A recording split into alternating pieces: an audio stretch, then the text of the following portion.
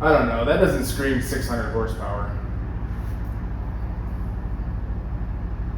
It doesn't look race car enough. Yeah, there we go. Life that has meaning are the things you gotta work for, believe me. Take into your hands a plan, your own hands can land your own brand. And damn, I feel like no one takes accountability. They want the credibility, convincingly unwilling to put in the fucking hours it takes to get some power. Don't be fucking sour, take a cold shower, scream until you're louder, work until you're prouder. And fuck all the doubters, they're just fucking downers. I swear to God they all let me down. I always fought just to wear the crown. I'm pissed off at these fucking clowns who were all taught they deserve an ounce. It's only worth it if you work for it. It's only worth it if you work for it. I won't stop till they hear me now. I won't stop till I wear the crown.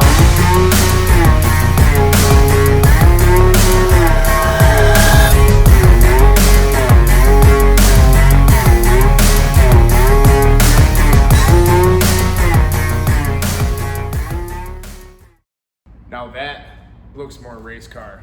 All right guys, welcome back to Gotti's Garage. Before we can mount the turbo and start getting everything set up and plumbed for the turbo before eventually pulling the motor back out and finalizing everything, we have to get that 4L80 situation figured out. We also have to install this high ram intake, which I will talk about here in a little bit. But we have some things that we have to do before we can do the fun things. So hit that subscribe button, give this video a thumbs up, and quick backstory, this is the 600 horsepower work truck that we are building. It is a 5.3, unopened 5.3, just regasketed 4L80E with a stock converter and a VS Racing T51R mod turbo that is going to be lighting everything up. Everything is E85 ready with a flex fuel sensor, and we're rocking on some 22s.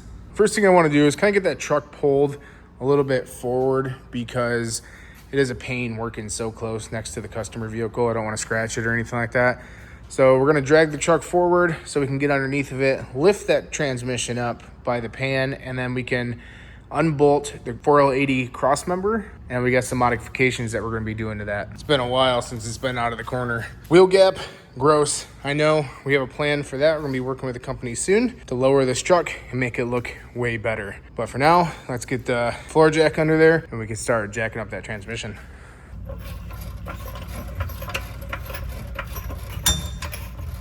All right, so we got the 4L80 brace on the vise. Tiny little vise, I know. And I'm already sweating. It's freaking hot in here. We need to get some fans for the shop, but it's either car parts or fans, so we're gonna suffer. But anyways, before we start on the bracket, I'm actually gonna lower the transmission, and I'm gonna add these, ooh, almost dropped it.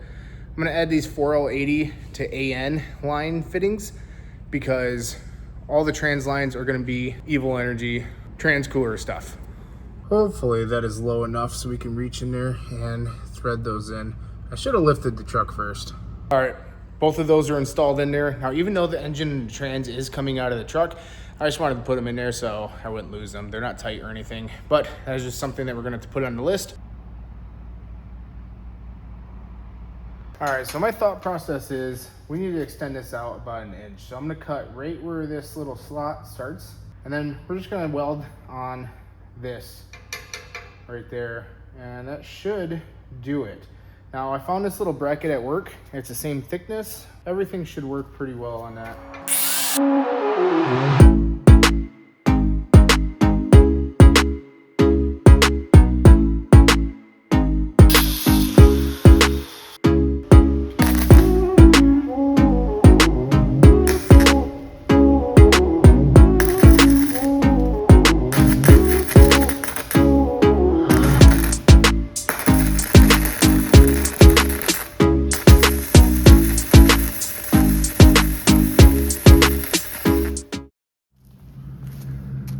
Well, after looking at this, it is so crooked. After looking at this, I think we should probably just go ahead and get this repowder coated, and then I'll come back and install it. All right, hopefully you can see that pretty good, but everything lines up perfectly. Definitely a little further back than I thought it would be, but it's on there. That's all that matters. And this is how the engine is gonna sit in the truck. It looks pretty freaking good. But now, the most important part, let's get to the intake manifold. All right, guys, so this high-rise intake is the brand new Haytalras 300-122 high ram intake. This is a cathedral port. They have rec port also. If you guys have a LS3 style heads, this is the 862, so truck heads, cathedral port, high-rise intake. As you can tell, this is a cast aluminum intake. They do have a powder coated black one. High-rise intake is like a Holly style high-rise intake. It comes with the fuel rails, which is a 2-position fuel rail, so you can do the LS3 style injectors, which I am doing, or you can do the truck injectors. It comes with a crossover. Try to get down here. At the bottom of the intake, like I said, is cathedral. That it has individual O-rings, so you don't have to worry about the gasket itself. Plenty of room to run everything underneath. We do have the steam port kit from Evil Energy that will be going under this as well, but we can run the wiring harness under this. You know, plenty of room for all of it. Now you can see this massive opening. This isn't a stock Gen 3 throttle body opening, and that is because they sent us a 92 millimeter throttle body, but unfortunately this is drive-by cable. My truck, as you can tell by the tack module, is drive-by-wire, and we're going to be sticking with drive-by-wire. The 92 millimeter throttle body, and it looks freaking amazing. Along with the intake, the fuel rails, the crossover, they come with all the AN fittings that you need. Comes with a dash 10 line right here, a block off for over here, and then the 2 dash 10s for the crossover right there. It comes with all your O-rings that you need and studs so you can mount it to your heads. And then it comes with the block offs for the back of the intake. Now, if you guys didn't know, these intakes, the stock intake has everything up top, so the map sensor will be plugged in back there, as well as any boost reference or vacuum. So for the vacuum booster right here is going to go in the back, but we might actually do a vacuum box, I think it's called. Basically a central system that runs the vacuum to that. Then we could plug everything for the wastegate and all that stuff to the intake manifold itself, just to make it look a little cleaner. Now for what we are doing, we have this little billet adapter, and this billet adapter bolts right onto here, which substantially closes up that hole. And I know we're losing horsepower, you know, I get that we're losing horsepower, but we got a big old turbo sitting right there that is going to force the air into the intake manifold.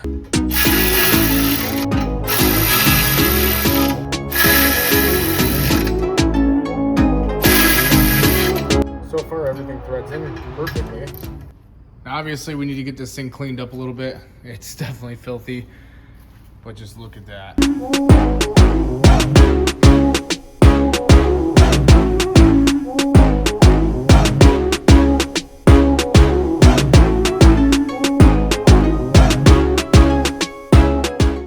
So we're not going to fully install this because, like I said, all of this has to come out.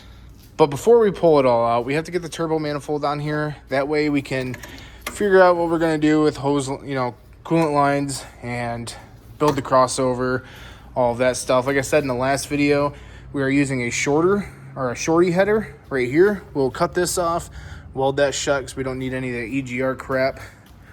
And it does look like we are hitting right here. So we might have to smash that little pipe in right there, but not a big deal. And we also have to kind of mount the fuel line, figure out where that is exactly going to go, because I haven't figured that one out yet. Maybe like something like that. And then finish the line right here. And I have to get an adapter from a dash 10 to a dash 6 so we can get that all mocked up. Look, I'm already getting that intake all dirty. Before we get any further, I'm going to go sit in the AC for a little bit because I am dying, and then go get some dinner. And then we can keep on moving on. All right, I haven't left yet. Been messing around with the truck, trying to figure out what we should do next in this video. And I think we're going to weld this dash 10 bung right here. It's not really a bung. It's kind of like a NPT adapter to dash 10. Hopefully I didn't need these for anything. But we're going to weld them in the valve cover. So essentially the valve cover sits kind of like that. So I want to weld it on an angle so it's straight up and down. So that way, let's walk over to the truck. So that way this oil catch can that is right here We got the hose kind of routed up, and it's probably gonna go behind the steering shaft maybe, or maybe we're gonna bolt it up to here so it's away from the steering shaft, but then we can cut it accordingly and we can have one valve cover vented to the oil catch can. Then we have the other one kind of sitting like this. It might change, it might not, who knows. And I'm thinking about, I'm not gonna mess with this one quite yet, but we're probably gonna drill a hole and mount one over there. But the reason why we're not going to do that yet is because I need to get the rest of the accessories on to make sure everything clears. Don't want any issues. No troubles at all. But this one for sure, I think we can get it right. And no matter what, we're going to utilize the vented catch can. All right, got it welded up. Definitely not the correct angle. I think I went the wrong way instead of going this way. But it is welded on there with aluminum spool gun. Doesn't look the prettiest, but it's all right. So I just gotta get some electrical tape so we can tape this up so I can trim this. All right, guys, we may route this a little differently. I don't quite like it, but we'll see when everything's put together how it goes. But anyways, there's a catch can. I do need to get a new filter for it because I kind of ripped that one a long time ago. But anyways, so this top line, this one right here, wraps behind the PCM, kind of ran it right through there, and then I have it hooked right there. So that is one side done. This other side, we have this factory line. I'm actually gonna cut that off or pull that out or whatever and weld that shut because we do not need it anymore. And then I probably just kind of drill a hole. Oh, actually, because the coil packs need to go there. So I gotta figure out this one yet. because it's the coil packs and stuff like that. So at least with this side, we can get away with it. All right, guys, it is 10 o'clock at night and I'm pretty tired. It doesn't feel like we got a lot done, but I think we did get a lot done. Just a little recap, we modified the 4L80 trans cross members so that the 4L80 will sit flush on there, which it is. We installed the high ram intake and the billet spacer, or the billet adapter, as well as the 3rd gen LS throttle body. And again, the reason I did that is because if I would have used a 4th gen throttle body, which I have over there, I was gonna use that, but I had to pay for an X-Link, and the X-Link itself is like $300 and some, and $300 and some for 30 horsepower just doesn't make sense when we get a big old turb ski pushing air through that intake. Go ahead and hit that like button, give this video a subscribe, and in the next video, look forward to some wiring. I know it's going to be boring, but I want to document everything on this build. So we currently have the truck injector plugs, and we need to go to EV6. So we have to cut, splice all the EV6 connectors on there, as well as some 4L80 wiring stuff that we got to do. So look out for that one. Hit that bell icon so you're notified when I post another video, and I will see you guys in the next one.